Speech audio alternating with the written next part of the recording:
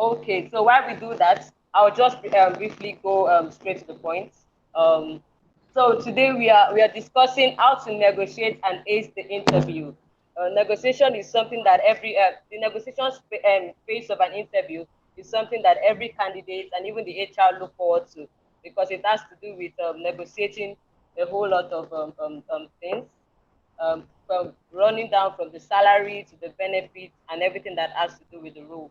My name is Folakemi and I work with Proten International as an HR consultant. I specialize in recruitment and talent acquisition. Okay, Humphrey, I can see you, Tolu. Thank you so much for coming out. Okay, so I'll just start with this background. Last year, I was recruiting a particular role, a general manager role, and I found out that I was calling both male and female candidates, but I found out that majorly the female candidates did not bother aiming so higher with salary. They were just good with let's just do the minimal. But the male folks were so bothered on, they didn't care. More like, not like they didn't care, but it was more like they were so bold in aiming so higher. And I could see the disparity between the negotiation of both the male and the female. And then um, this year, coming to this year, last year 2020 and this year 2021, I found out that there's been a major shift. Women are now negotiating higher. Women are now they now want to, they now, not like they're trying to to put themselves side by side or to try to brush shoulder with their male counterpart, but then maybe they are now coming to the reality of, okay, no, I can do this. If this person can do this, I can do this. If this person can do this, I can do this. Okay, so what is an interview? An interview is essentially a structured or non-structural conversation between a participant and um, between the two participants, either the HR person and the candidate. But do you know what? Nowadays, it is no more longer the spotlight is not just on the candidates as we used to have it. Now, both the candidates, the spotlight is now both on the candidates and the HR person. So as the HR person is personnel is trying to see if this candidate is suitable for us. The candidate is also looking, is this company where I really want to work? Would I want to spend let's say 12 hours of my time in this place? Or probably, let's say, probably the candidate, that's the first job the person might be working on. Oh, is this somewhere I want to begin my career? Is this somewhere I would love to leave my employer and come for? Is this thing worth moving out of my current employment for? Are we there with me? Let me see us in the comment session. Okay, so before this session, I did a finding. I asked a number of people, how many of you negotiated your first salary? So I'm putting it to you in the audience. How many of you negotiated your first salary? The first job you had, did you negotiate? Did you negotiate your first job? Let me see. Oh, you did not negotiate your first job. Oh, Caleb did. Soji did not. Tolu did not. Omotayo did not. A couple of us did not negotiate our first job because we felt like, or maybe the person is trying to do us a favor, maybe because we feel like, oh, they said there's no job in our locality, there's no job in Nigeria, then probably I'm lucky to have gotten this one and let me lash on it. Hello, can you hear me? Yes, we can. Okay, you can hear me. Okay, so I will just have to brush through the slides, so you can try as much as possible to just take it little by little, so people will just have a look, because we don't have much time on our hands. So negotiation is during the interview is way beyond the salary. Like I mentioned earlier, it has to do both with all the benefits that comes with a role. For instance, each industry has a salary band or salary for each role that exists in an industry. Allow me them. So we have organizations that have salary structures and some that don't, but then they still want to negotiate. HR personnel want to negotiate. want to know your worth, even at the fact that they know what you are already gunning for. I'm an HR consultant. I consult for a number of organizations, and I'm always privy to salaries of different organizations. So I'm reaching out to a candidate, not because I don't want to share the salary budget with you, but I want to know if you know your worth. So a couple of months ago, one of my colleagues reached out to a candidate, a prospective candidate that had about 10 years of experience, and he is privy to the salary, not as though he didn't want to share, because of course our duty as as recruiters is to prep our candidate before we send them to the client. So he asked him, oh, what would be your salary expectation, or what is your salary expectation? Lo and behold, a man of 10 years of experience was expecting about 100,000. And I was wowed. Why would you want to come for 100,000? And I found out that it is not his fault. He was trying to place himself based on what he was being paid in his current employment. And let me mark it. He had the experience. He did not know his worth. He did not know his worth. Okay, so it is believed that men are better negotiators than women. And when it comes to salaries, during job interviews, during appraisals, during performance review, and a survey was conducted by salary.com, and it was really revealed that 37% of people always negotiate their salaries, while an astonishing 80% never do. Even worse, 44% of respondents claim to have brought up the subject of a race during their performance review. And you see another one from Linda Backup, from her book Women Don't Ask. She revealed that 7% of women attempted to negotiate their first salary, and 57% of men did. You can see the disparity. 57% of men negotiated their salary. 7% of women did not negotiate their salary. Then I'm asking you, the audience, what do you think could be the biggest reason for not asking for more? I want to see your answer in the comment in the chat box. What do you think is the reason why women especially don't ask for more during interviews? Or what do you think? What do you think could be the major reason? Fear of losing the offer, yes. Fear of losing the opportunity. Okay, one more person or two more person.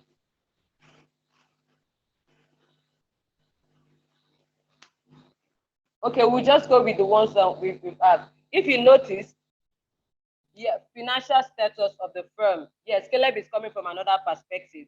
You find out that one of the major reason and the biggest reason why many women don't dare to request for more is because of fear of the unknown, fear of would I reject, will this offer be taken away from me, fear of would I get something as good as this, fear of this and fear of that, and they are not left alone, and like we mentioned earlier, it is prevalent with women. It is more prevalent with women. So we'll go on to discussing other factors aside fear that could affect women negotiating for more during interviews. Factors that could affect why women don't want to negotiate for more. Okay, so we have the cultural beliefs. Here on our side in Africa, and there's this will I say atmosphere, or there's this unconscious thing that comes with being a woman. You just feel like you can't ask for more. If you ask for more, what will people think of me? What would this one think of me? Why would I have for more? Is this person, lady A, earning as much as this? Am I not lucky to have this? Am I not lucky to have this? So things like that affect things why women especially don't want to ask for more. And believe you me, I've seen that thing really, really change in recent times. In the coming slide, I'm going to share with us women that have taken giant steps, women that have taken the bull by the horn, women that have decided to go against all odds, no matter what, because most especially these women have men that are backing them up, men that have chosen to back this woman up. Another thing is trying to play safe. I remember the first time I negotiated my salary, the first my first job, which I'm in now. And when I got the invite, I was given a range between 50 and 60. And but then at that point, I was more about I wanted to learn. I didn't really know much about negotiation. Even at I was a fresh graduate. I had the level of theoretical experience, but I did not have the practical experience. And I was asked. It was more like an internship or entry level role, and I was asked, and I just okay, let's just do 50. Let's just do 60. Let's just do 50. If it's fine. I was trying to play safe. And at that point, I would actually say that I did not really have much worth, as would say. I had not grown that confidence that the little I have was something. That the little I have was something. And that brings us from playing safe to the other point, psychology and self-worth. The place of self-worth is something that nobody can actually do for you. Nobody can do that for you. No matter what people say to you and help you, they're trying to say this to you, or this, you are that. If you don't come to that place of knowing that this is what and what and what and what you have, no matter what people say to you, it will not count. So whether you are male or female, applying for jobs, probably you're in your first job, you're in your second job, your third job, you're seeking to change jobs. I think it's about time you learn how to negotiate. So that is the slide we are going to. Things to consider before and during negotiation. The things you should consider, the things you should consider either as a male, either as a female, because I can see there are male on the platform. Things you should consider when you're invited for your next negotiation. So before you can actually be invited you've come to negotiation stage, it means you have gone through an interview. Your CV has brought you to a point whereby, oh, this person, let's hear from him. We think he should be able to do this job. Okay, number one, know your value. Know your value. My boss said to me a few days ago. He said, "Value attracts value. Value attracts value." Just like sand. Sand is everywhere. We really don't place value on sand. We have gold. Gold has to be dug. So when anybody is buying gold, you know that you are paying much for it. So as a candidate, before I go to the negotiation space, before I can even come to that place of being interviewed, it means I have either made myself of much value. I know my value proposition. I have come to that place where I've acquired skills and competencies that I know that are required for this role. So this value can be seen from two points of view. The value of the role you are coming to in that industry. What's the value that the people in this industry give to this? What is the worth? What is the salary band for this particular years of experience that I'm going in for? That is one side of value. Then value is from another point is the skills that you have acquired in regarding to that particular role. I usually advise candidates that when you are applying for a role, ensure that you have read through the job requirement. It saves the HR person or even the recruiter from a whole lot of stress, because we receive lots of applications and then we see that these things are not even what we're looking for. And if you know that when you apply for roles that are meant for you, strictly roles that are meant for you, you are able to keep track of your applications. You are not everywhere. And before you can even know your value, it means you have choosing a career path. You're choosing something that, okay, if not even in the next 5 years you want to be in that, it's something probably 2 years or even 1 year, something you can dedicate, or you have dedicated yourself for that. This 1 year, I want to do this, I want to do this. Then talk to recruiters. Yes, I have a lot of friends that reach out to me that ask for advisories as regards recruitment. Then focus on the future and not the past. Remember the man I shared with you that had 10 years of experience, who was running for 100,000 naira salary. He could not place value on himself based on the industry he was being recruited for, or he was trying to change jobs. He placed value on himself based on his current employment, based on his current organization. Like Caleb mentioned in the comment section, he said you mentioned something about the financial capacity of the firm you're working for. You may not really want to base yourself on that, especially when you're not working in a multinational or probably a tech company. Some of them have this standard they are really working with. We have stay positive and not pushy. I've had candidates that it's more like they are fighting with you or something. But just make sure that you are not pushy. Just make sure that you are able to state your worth and state what you're able to take in a very polite and a very not aggressive manner. Don't be pushy. Then do not be fear. Don't fear to hear no. It's either a yes or a no or a no answer. And I usually encourage my candidates, if this doesn't work out, another one is coming by soon. If this doesn't work out, another one is coming by soon. Because at the end of the day, if you are not satisfied on the job, you might end up leaving. And if you leave, it is more like you're making the HR personnel to go over that process again. And to you, it might look like you're just leaving. But then these are things that candidates and people do that end up haunting them in the future. So you don't need to fear. It's either a yes or no. It is not a do or die affair. And that is how I talk to my candidates. It's either you get this job or you don't. But most time I always tell them, be positive, be optimistic. You would get this job. So let's see women that are doing so well in our society. In recent times, like I mentioned earlier, it has really, really been fascinating the way women have gone in to be better and want better things for themselves. We heard the story of Ngozi Okonjo-Iweala. We heard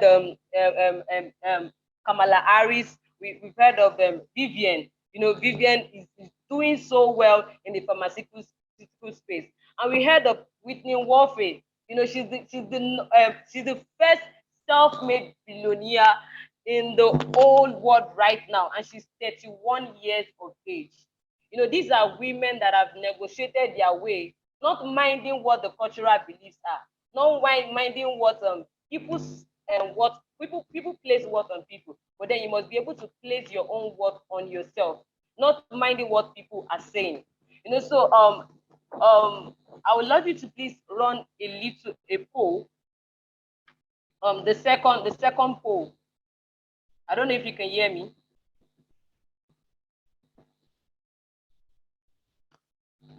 Hello, can you hear me? Or does anybody have a question that you'd like to for me to answer? I would love to have your question in the comment section. I would love to have your questions in the comment section. If you have any question, I would really, really love to engage with you. Know your worth. That's what I think that is the highlight of this moment. Know your worth. Place value on yourself. And how can you place value on yourself? Acquire skills and competencies. It cuts across board, both entry level, both mid level, both senior level. Acquire skills as much as you can. Acquire skills as much as you can. Let me go by it again. Know your value. Talk to recruiters. We have recruiters everywhere on LinkedIn, everywhere. Reach out to people. Focus on the future. Focus on the future and not the past. Don't place yourself based on your current earning. Learn to go. Yeah, there are sites like glassdoor.com, salary.com. You can check for the salary band for each role on those websites. Glassdoor.com. I would love if someone salary.com. If someone can help me with that, you can put that on yes, salary.com. You can check for different bands of salary from there. Yes, Glassdoor, yeah, salary.com. Yes, you can check for different salary bands on those. And if you're in the audience and you know any other one, you can also suggest for us. Okay, someone is asking, why do recruiters fail to give feedback to candidates, especially those who are not shortlisted or fail an interview? Okay, I wouldn't say I would okay, how do I why do recruiters? Okay, I for one, as much as possible, on a scale of 1 to 10, 8, I give feedback to my candidates.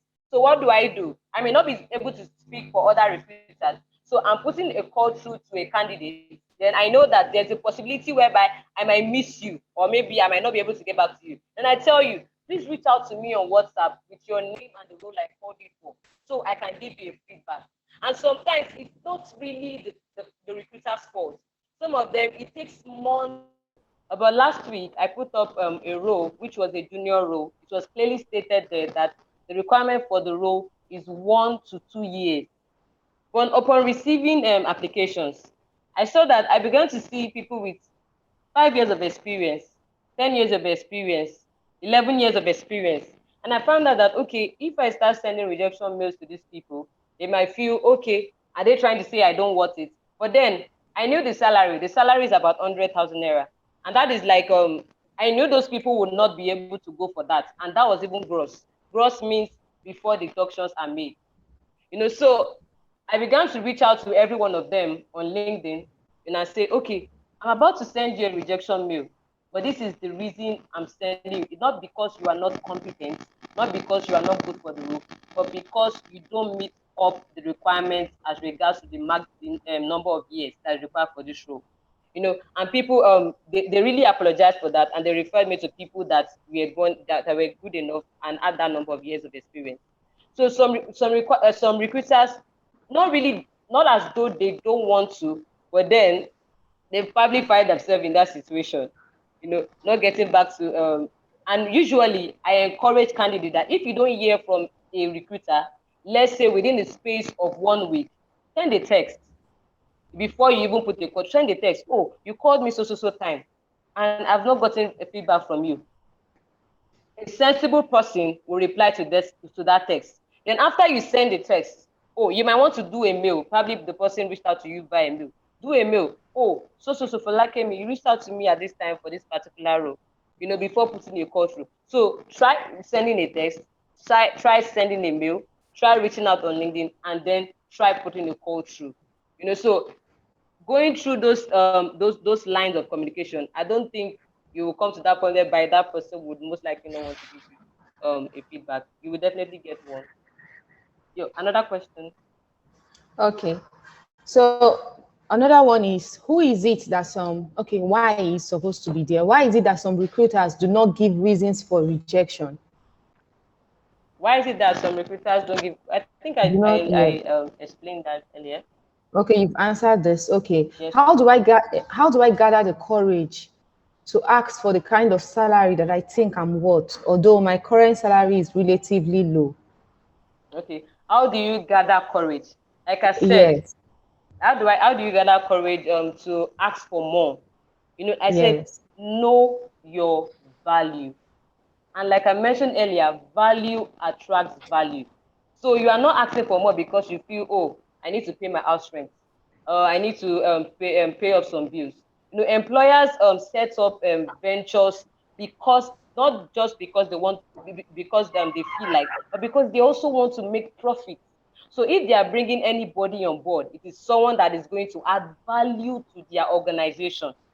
Value attracts value.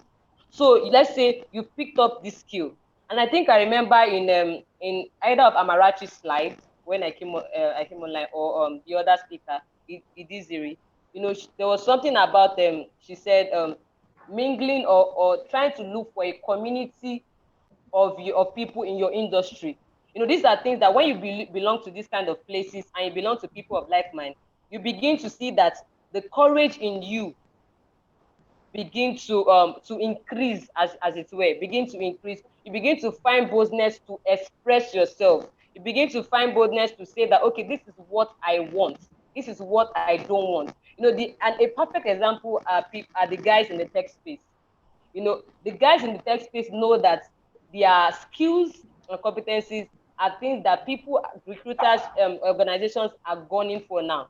So they will tell you, give them this salary. They'll tell you, no, I can't take this. This is what I'm worth. How did they come to that point? They are aware. Be aware of your industry. Be aware.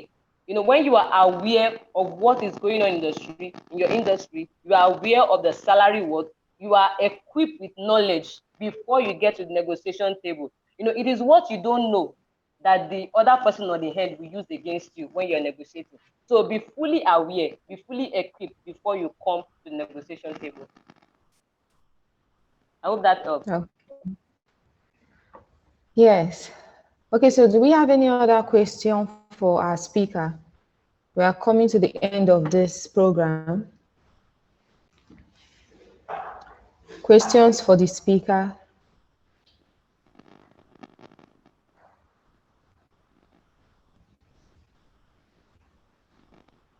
You can quickly send it on the chat.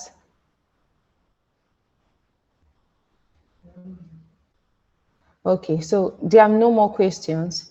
There are no more questions. Yes. Thank you so much for having me, and sincere apologies for the break in transmission here and there. Okay, thank you so much for this great section. Welcome. It was an awesome one indeed.